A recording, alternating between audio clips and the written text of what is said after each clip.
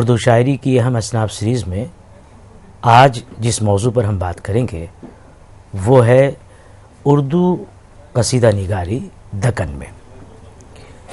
آپ جانتے ہیں کہ اس سے پہلے ہم نے قصیدے کے فن اور اس کا اجزاء ترکیبی پر تفصیلی گفتگو کی ہے۔ آج کی یہ جو گفتگو ہے اسی سلسلے کی اگلی کڑی ہے۔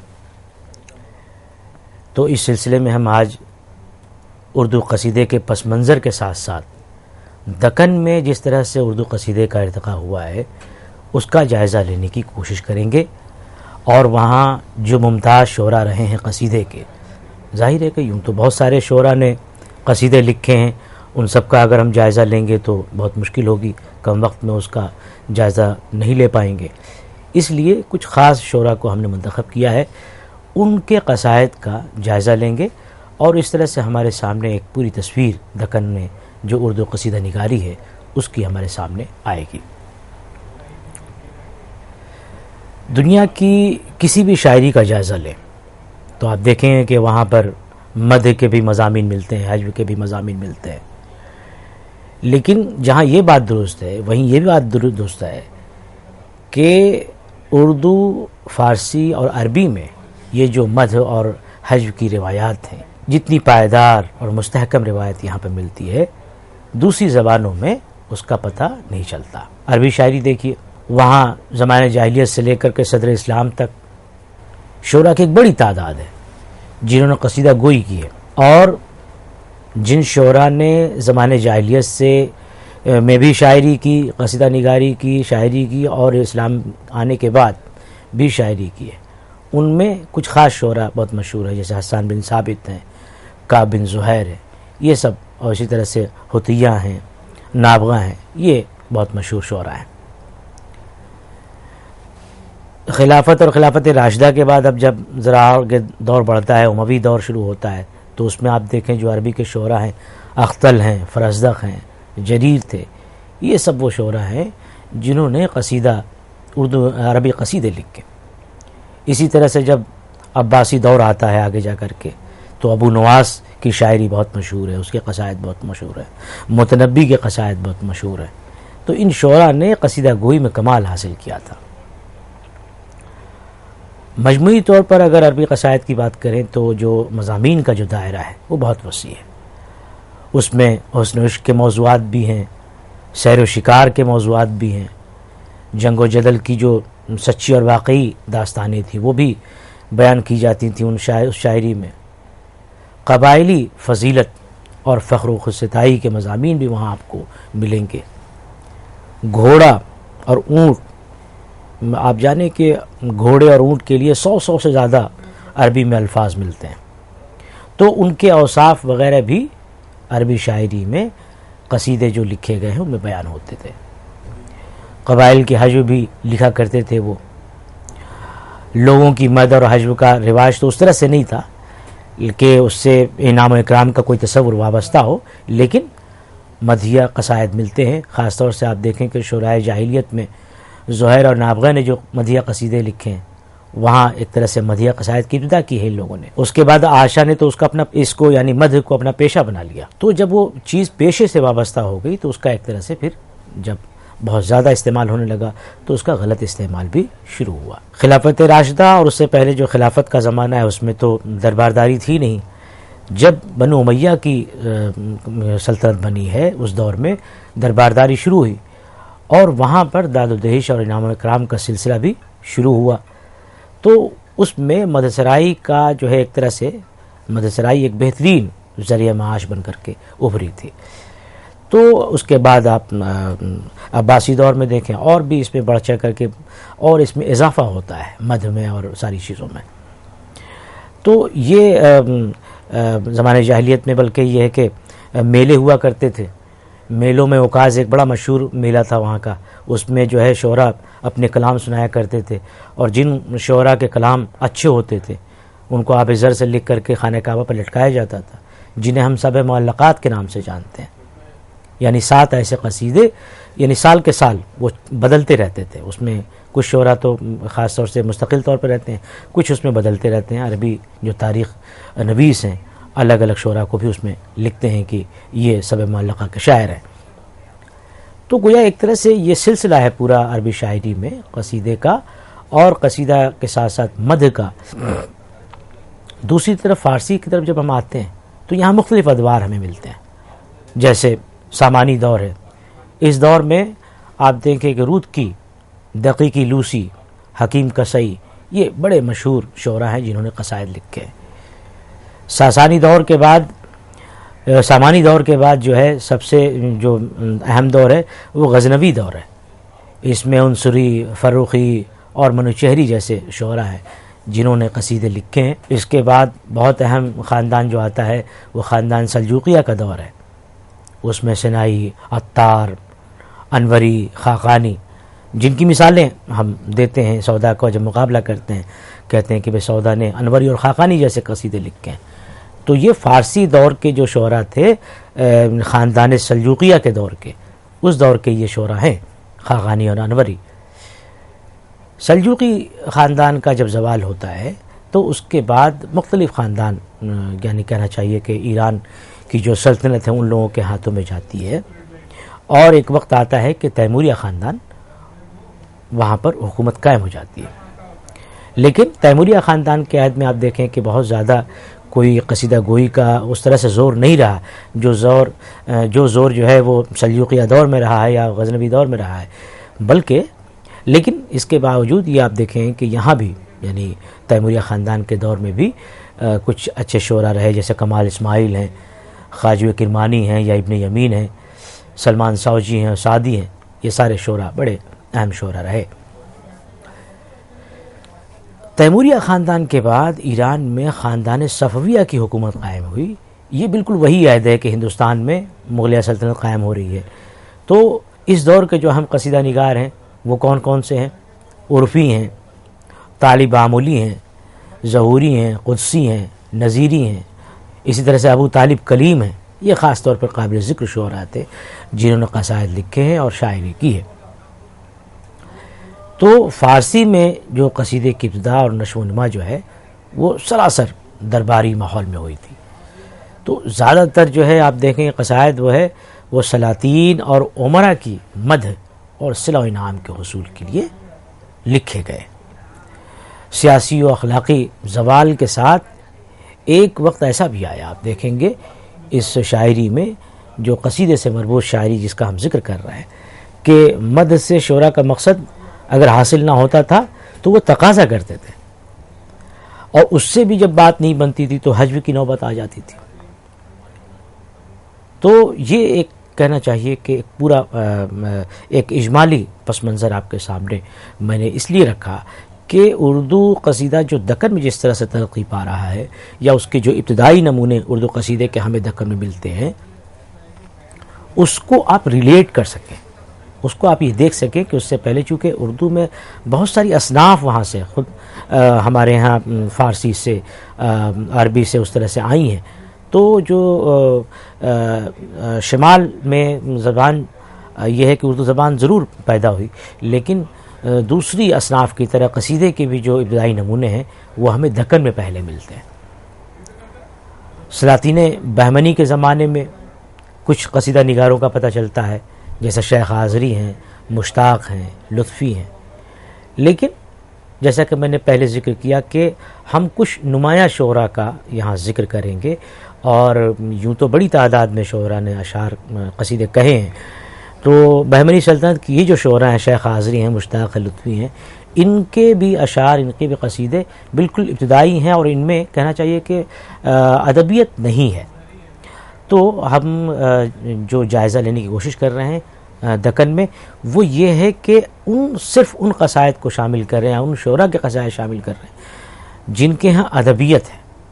لیکن بہرحال ایک تاریخی طور پر یہ چیز جاننے کی ہے کہ بہمنی سلطنت میں یہ 3 شعراء تھے، اور ان کی جو کہنا چاہیے کہ شاعری کا نمونہ یہ ہے کہ مشتاق کا جو قصیدہ ہے سید برہان الدین شاہ خلیل اللہ کی تعریف میں، اس کا یہ شعر دیکھیے: لطف سخن یوں اے شہد یوں نیش میں، راکھے قہر میر مہر شیریں میراکھے وسم. ناز کا اے طرز ہے کھینچے وفا پر قلم، غمزہ کا اے طور ہے گود میں پالے ستم، فتنہ شجاعت کا دیکھ رستم دستہ چھپا، دکھنے لگا، یعنی دسنا دسنا بھی پڑھتے ہیں اسے، شور سخاوت کا سن ہو گیا ہاتھی مسم، اسم یعنی کہ بالکل گونگا ہو گیا۔ تو یہ مشتاق کے قصیدے کے کچھ اشعار تھے۔ اسی طرح سے لطفی نے بھی قصیدہ کہا ہے، جیسے 100 سحر مرگ کے گور تھے ظاہر ہوا، کیس نگارین کے دیس جلایا اگن، او شہے دلدل سوار فارس خنجر گزار، صفدر شرز شکار شرز لشکر شکن۔ لطفی کا یہ آخری شعر دیکھیے کہ لطفی بے عین پر عین عنایت دھرو، اے شہ خوبان من اے مہ تابان من۔ یہ دونوں شعراء، 3 شعراء کا جو ذکر کیا ہے، مثالیں بہرحال صرف 2 سے دی ہیں کہ مشتاق آذری ہیں، لطفی ہیں، اور اسی طرح سے لطفی ہیں، آذری ہیں، مشتاق ہیں۔ تو یہ دونوں شعراء جو ہیں مشتاق اور لطفی، یہ دونوں بہمنی سلطنت سے تعلق رکھتے تھے۔ اب دیکھیں کہ بہمنی سلطنت کا جب زوال ہوا ہے تو وہاں 5 نئی سلطنتیں بنتی ہیں۔ گولکنڈہ میں قطب شاہی سلطنت بن رہی ہے، بیجاپور میں آپ کے عادل شاہی سلطنت بنی، احمد نگر میں نظام شاہی، برار میں معاش شاہی، اور بیدر میں بریش شاہی۔ تو دکن میں جب اردو شاعری کی ترویج و اشاعت اور اس کی ترقی کے لحاظ سے ہم گفتگو کرتے ہیں تو ہمیں 2 سلطنتیں وہاں خاص طور پر نظر آتی ہیں جن کی گراں قدر خدمات اردو کو حاصل رہی ہیں۔ ایک تو قطب شاہی سلطنت ہے، قطب شاہی جو گولکنڈہ کی سلطنت ہے، اور بیجاپور کی جو سلطنت ہے عادل شاہی۔ ان کی خدمات اردو کے حوالے سے بہت اہم رہی ہیں۔ عادل شاہی دور میں آپ دیکھیں کہ بہت عمدہ مثنویں لکھی گئی، اور اسی طرح سے قطب شاہی دور میں اچھے اچھے غزل گو پیدا ہوئے۔ تو جیسا کہ میں نے ابھی ذکر کیا تھا کہ بہت سارے شعراء نے لکھے ہیں، جیسے گولکنڈہ میں آپ دیکھیں سلطان محمد قطب شاہ، ملا قطبی، شاہ محمد افضل، اسی طرح سے بیجاپور میں آپ دیکھیں ابراہیم علی عادل شاہ ثانی، محمد مقیمی، کمال خان رستمی اور ملک خوشنوز نے بھی قصیدے لکھے ہیں، اور جن کے قصیدے دستیاب ہیں ان کے نام اس طرح سے ہیں کہ عاشق دکنی ہیں، علی عادل شاہ ثانی شاہی ہیں، محمد نصرتی ہیں، اور سید میران ہاشمی۔ لیکن جیسا کہ میں نے پہلے بھی ذکر کیا کہ ذکر صرف ان شعراء کا یہاں ہم کریں گے جن کے ہاں جن کی شاعری میں جن کی قصائد میں ادبیت پائی جاتی ہے۔ تو ایسے جب شعراء کو ہم شناخت کرنے کی کوشش کرتے ہیں تو کچھ شعراء ہمیں نظر آتے ہیں۔ محمد قلی قطب شاہ وہ ایسے شاعر ہیں جن کے ہاں ہمیں اس طرح کی چیزیں، جو پہلے صاحب دیوان شاعر ہیں ہمارے، سلطان محمد قلی قطب شاہ۔ اس کے علاوہ غواسی ہیں، علی عادل شاہ شاہی ہیں، نصرتی ہیں اور ولی ہیں۔ ان شعراء پر ہم بات کریں گے، اور اس سلسلے میں سب سے پہلے جس شاعر کا ہم انتخاب کرتے ہیں وہ پہلے صاحب دیوان شاعر محمد قلی قطب شاہ ہے۔ محمد قلی قطب شاہ کے کلیات میں 12 قصیدے ہیں، جن میں سے 6 نامکمل ہیں۔ نعت و منقبت کے علاوہ ان کے قصیدے جو جن موضوعات پر ہیں وہ موضوعات ہیں عید قرباں، نوروز اور بسنت۔ یہ وہ موضوعات ہیں جن پر ان کے قصیدے ہمیں ملتے ہیں۔ 2 قصیدوں میں عید اور نوروز کا انہوں نے ایک ساتھ بیان کیا ہے۔ اچھا، اب یہ حجم کے اعتبار سے ان کے قصیدے کیسے ہیں یہ بھی آپ دیکھیں کہ قلی قطب شاہ کے جو قصیدے ہیں وہ مختصر ہیں۔ اکثر جو قصیدے ہیں اس میں آپ دیکھیں گے کہ تشبیب اور گریز، یعنی کہ جو اجزاء ہیں قصیدے کے اجزاء ترکیبی ہیں، ان کا اہتمام نہیں ہے۔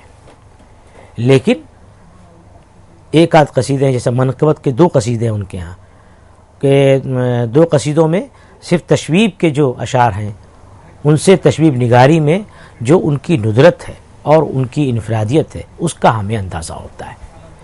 ان کی ایک تشبیب ہے جس میں انہوں نے چاند اور سورج کے آمادہ جنگ ہونے کا جو دلچسپ مضمون ہے وہ باندھا ہے۔ تو آپ بھی وہ مضمون ملاحظہ کریں جو قلی قطب شاہ نے اپنے قصیدے میں باندھا ہے کہ آج شہ چیں چلیا شرق نگر تھے شتاب، ڈھال فلک کی اونچا اشہ عالی جناب، ڈھال فلک کی اچا اشہ عالی جناب، باندھ خنجر کرن کی زریں فرنگ ہاتھ لے، صبح کے وقت آیا پیک دو پیالی شراب۔ اسی طرح سے ایک دوسری تشبیہ ہے جس میں رات کے منظر کو بہت ہی نادر انداز میں باندھا ہے۔ کھن کے مدرسے کنے چاند مدرس کنے، بحث کرن تارے آئے طالب علماء کے سار۔ تو اس سے ہمیں اندازہ ہوتا ہے کہ تشبیہ اصل میں کیا ہے کہ تشبیہ وہ جگہ ہے جہاں پر قصیدہ نگار، قصیدہ گو اپنے فن کا ایک طرح سے مظاہرہ کرتا ہے۔ وہاں وہ رندانہ مضامین باندھ سکتا ہے، واعظانہ مضامین باندھ سکتا ہے، جو مناظر قدرت ہے ان کی دلکشی کو باندھ سکتا ہے، کچھ نصیحت کرنا چاہتا ہو وہ باندھ سکتا ہے۔ اسی طرح سے ایک غیر مری چیزوں کو مشخص کر کے مجسم کر کے ان کو ہمارے سامنے پیش کرتا ہے۔ سودا نے کیا ہے، سودا کی تقلید میں ذوق نے بھی کی ہے، ان کی مثال جب ان پر بات کریں گے تو آئے گی۔ تو شعراء نے یہ کمالات دکھائے ہیں تشبیہ میں، جیسا کہ ابھی آپ نے دیکھا ایک میں جو ہے کس طرح سے چاند اور سورج کو آمادہ جنگ کی صورت میں دکھایا ہے قلی قطب شاہ نے، اور دوسرے میں رات کے منظر کو کس اچھے انداز میں بیان کیا ہے۔ اسی طرح سے مدھ کا رنگ بھی جو ان کے ہاں ہے وہ بہت ہی صاف اور ستھرا ہے۔ بعثت نبوی کے بیان میں ایک نامکمل قصیدہ ہے، اس کا آپ مطلع دیکھیے کہ حضرت نبی پیغمبری حق تھے سو اس دب پائے ہیں، جبریل کھنتے مصطفیٰ کن وہ لے کر آئے ہیں۔ مصطفیٰ کن، مصطفیٰ کے یہاں، اصل میں دکنیات کو پڑھتے وقت ذرا سا ہمیں آج چونکہ جو لوگ آپ طلبہ سے میں کہہ رہا ہوں کہ جو لوگ صرف نئے دور کے شعراء کو پڑھتے ہیں یا غالب کو پڑھتے ہیں تو ان کو یا میر کو پڑھتے ہیں یا سودا کو پڑھتے ہیں، ان کے مقابلے میں جب آپ دکن کے شعراء کو پڑھیں گے تو آپ کو ذرا سا ناہمواری کا احساس ہوگا۔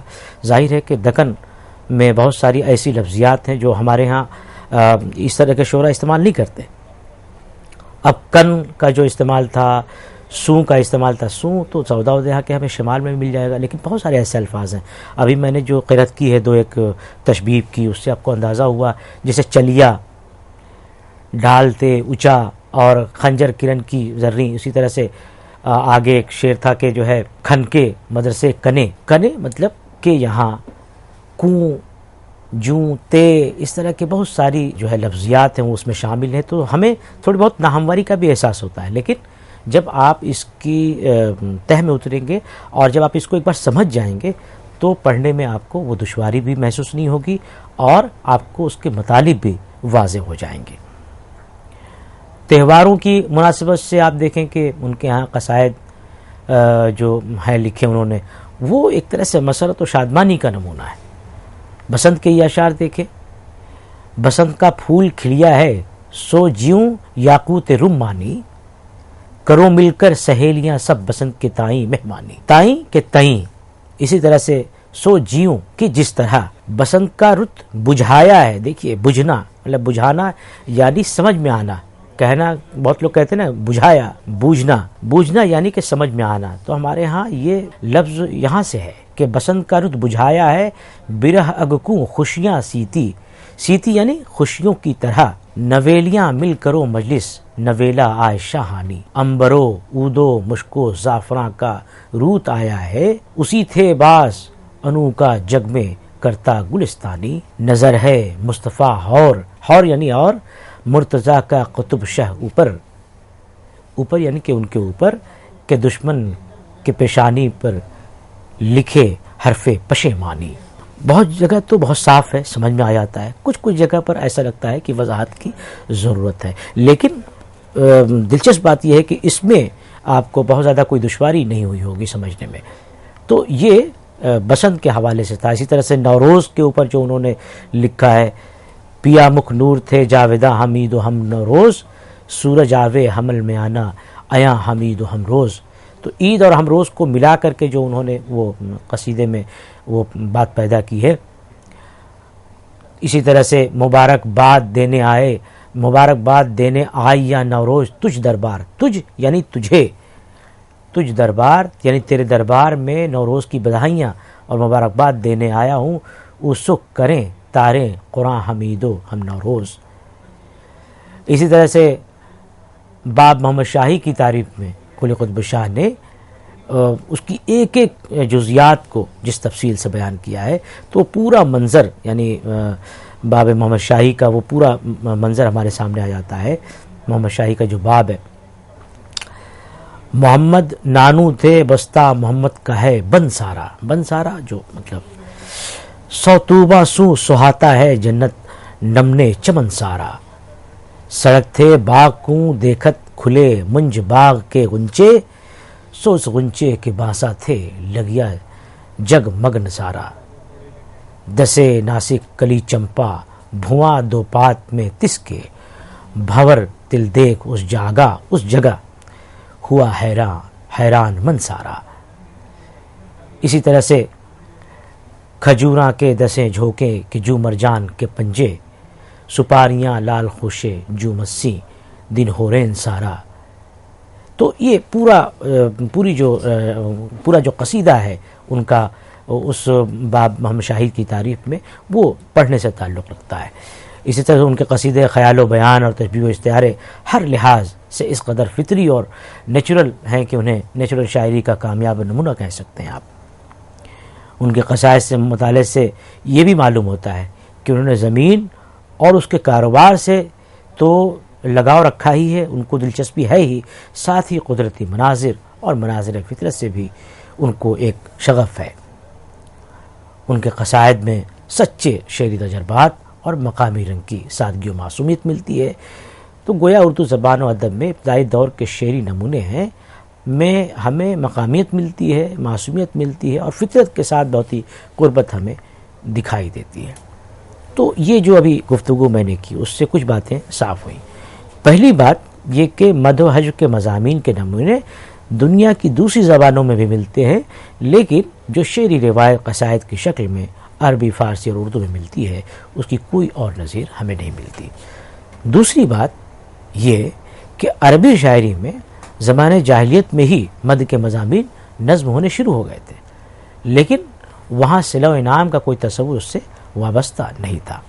اسلام کی آمد کے بعد بنو امیہ کے عہد میں جب دربارداری شروع ہوئی ہے، وہاں رواج ہوا اس کا، اور وہاں سے وہ اور جب جیسے جیسے زمانہ آگے بڑھتا گیا، مدح کے ساتھ حجر کے مضامین بھی نظم ہونے لگے۔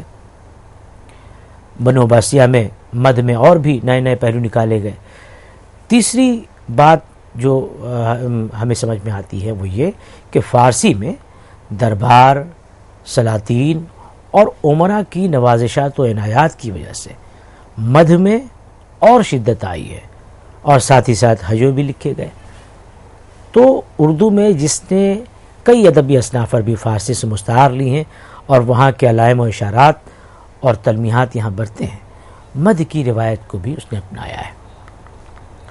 قابل ذکر ہے کہ اردو کی پیدائش آپ شمال میں دیکھتے ہیں، لیکن جو قابل ذکر جو ابتدائی نمونے ہمیں ملتے ہیں وہ دکن میں ملتے ہیں۔ اور اس گفتگو سے یہ بھی سمجھ میں آتا ہے کہ دکن میں 5 سلطنتیں قائم ہوئی تھیں، جن میں قطب شاہی اور عادل شاہی جو حکومتیں تھیں، ان حکومتوں نے اردو کی ترویج و اشاعت اور اس کی کہنا چاہیے کہ اس کے ارتقاء میں بہت اہم رول ادا کیا ہے۔